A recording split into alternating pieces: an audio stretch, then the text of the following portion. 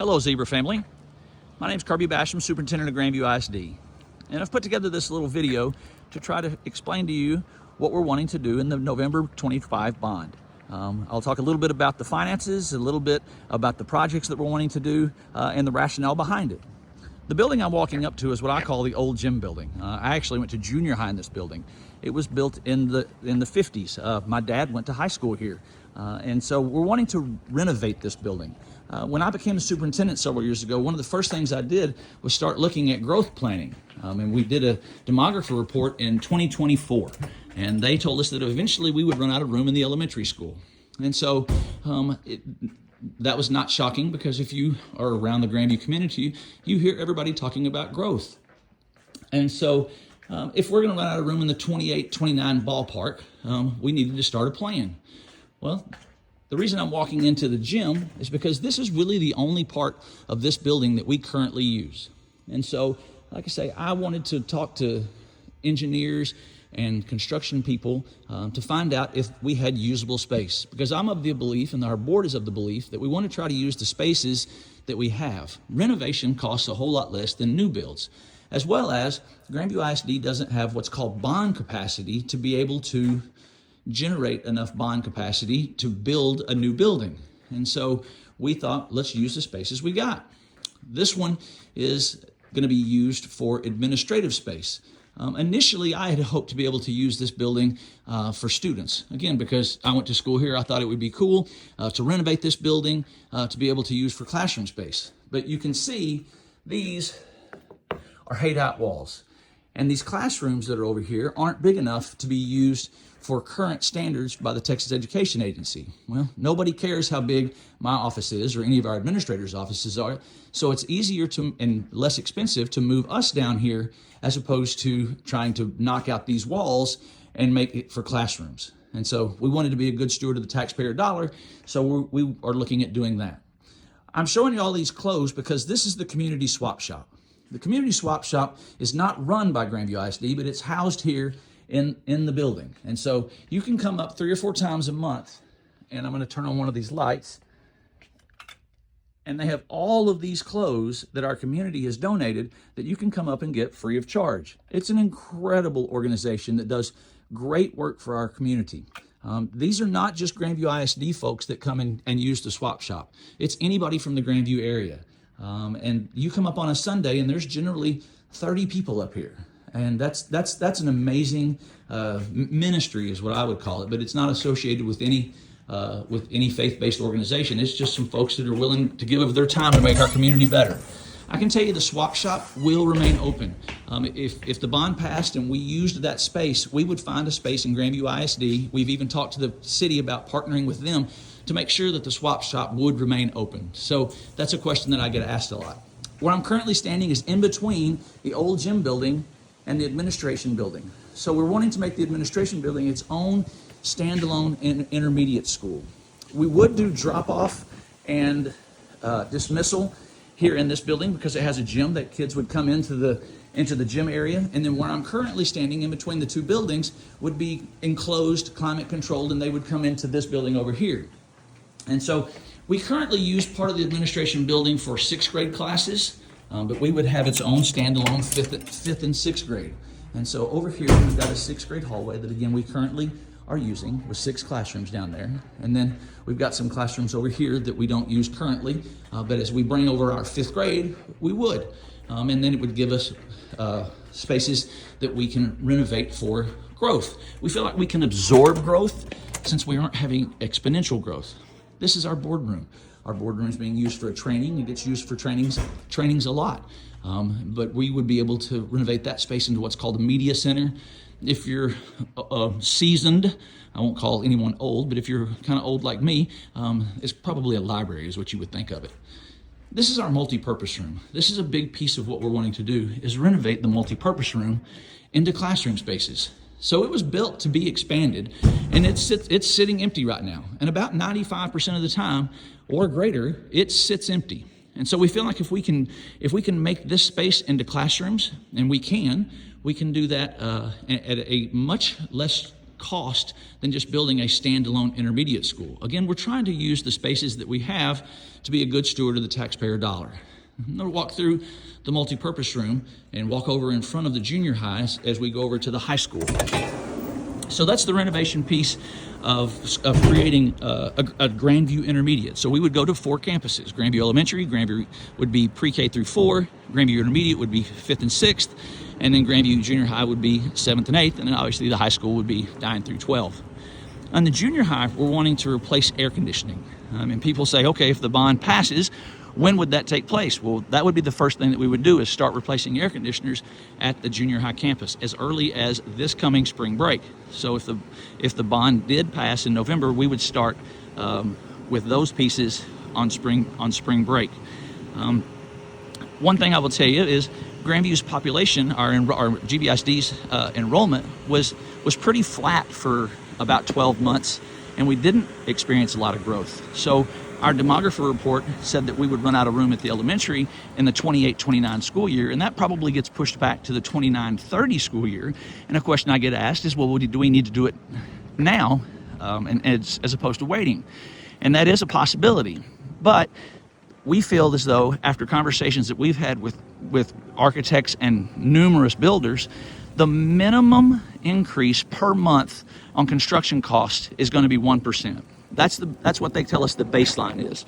And so we feel like it's a good use of the taxpayer dollar to go ahead and do that, as opposed to waiting another year or two and paying potentially up to a quarter more for basically the same project. Again, putting air conditioners on the junior high could start as soon as spring break. Over here at the high school, there's 2 things. One would be air conditioners. Between the junior high and the high school, it's 93 air conditioners would be replaced. When we got the bid on it, the first bid we got was about $6 million.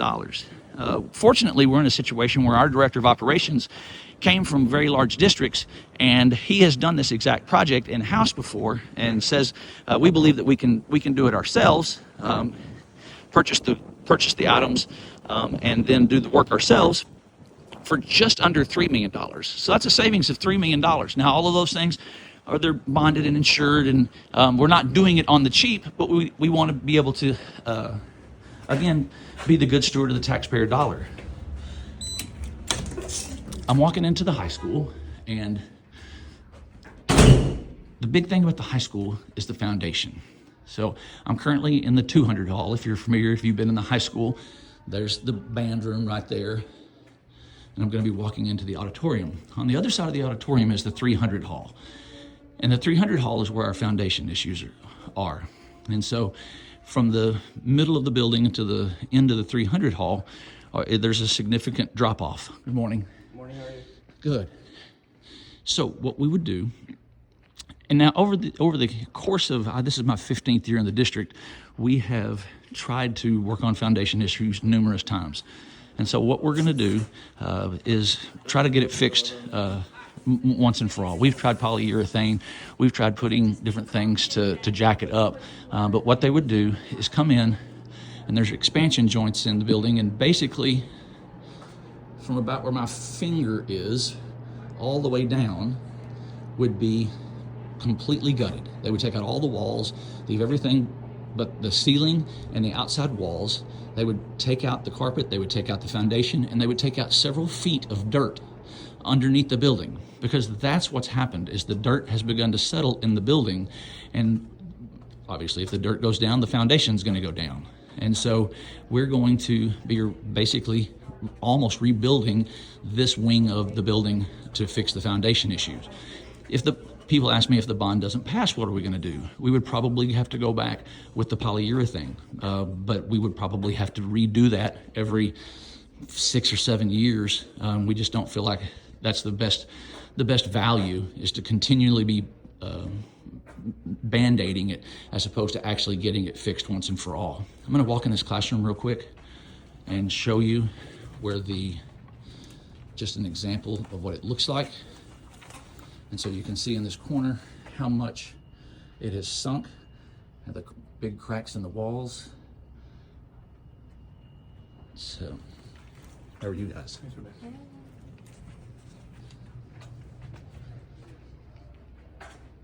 So again, we would replace all of this, basically all of this hallway, all the way down to several feet under the foundation. That's gonna be a cost of about $2.5 million. So that's a significant piece of it. As I walk out of the 300 hall, I see the Ag Science building right in front of me. Another thing we're wanting to do is to expand our Ag Science building. Again, I'm going to use my finger. I know it's not real high tech. This is the Ag Shop area. We have a very robust Ag Shop or Ag program, and our Ag mechanics are very competitive, and we've got lots of kids that want to get into Ag mechanics, and unfortunately our shop is not big enough that we're able to let everybody be able to do it. And so we're wanting to expand the Ag Shop all the way to about where these trees are over here. So basically it's going to double the size of the Ag Shop. And so our kids aren't just building sawhorses. They're building 40-foot commercial grade gooseneck trailers. They're building $20,000 16-foot trailers that have smokers, and they are they're building unbelievable projects at a very, very high level. And so we're wanting to just basically take off this wall right here and expand the area that they're able to come in and learn how to weld, because welding is a very in-demand job in the Johnson County, Grandview, North Texas area. The final piece that we're wanting to do is to add a girls' locker room and weight room area. So this is our girls' softball field right here. So I take my hand out. This is our girls' softball field, and that's their batting cage. And right next to it, we would like to put a locker room and weight room area. It's not a whole lot bigger than the existing batting cage. It's got a locker room area of 4 restrooms, 2 public restrooms and 2 restrooms for the girls. Currently, if you go to the restroom at the softball game, you have to walk over to the Ag building, and so we obviously think it's better to be able to use the restroom at the game that you're at. And most importantly, we want to be able to give our girls a place to dress and to work out. And so it's not just for softball; it's for all girls athletics. And it's, like I say, it's about the size of that batting cage. It's got a couple of garage doors for ventilation, and it's a place that they can work hard. And so the 3 tenets of the Zebra Standard are: be accountable, be respectful, and work hard. And that's what we're wanting to do. We're wanting to be accountable to you guys and let you all know what our hope is. If the bond passes, these are the things that we're wanting to do. We're hoping to be responsible with the taxpayer dollar.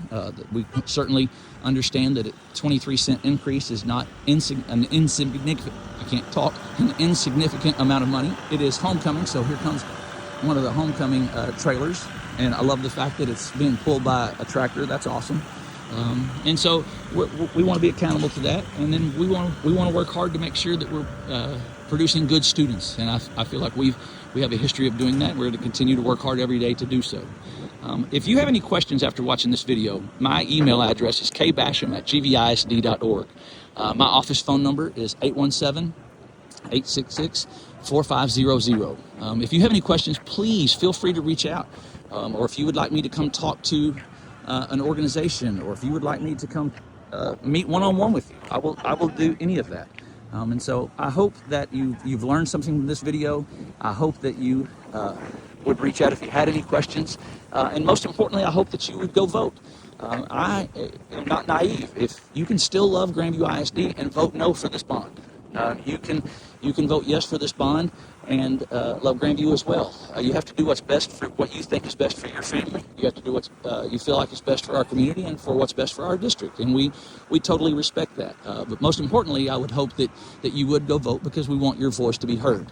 If you have any questions about voting, we would be happy to help you with that. And so, again, if you have any questions, feel free to reach out, and I appreciate your time. Thank you. Have a great day.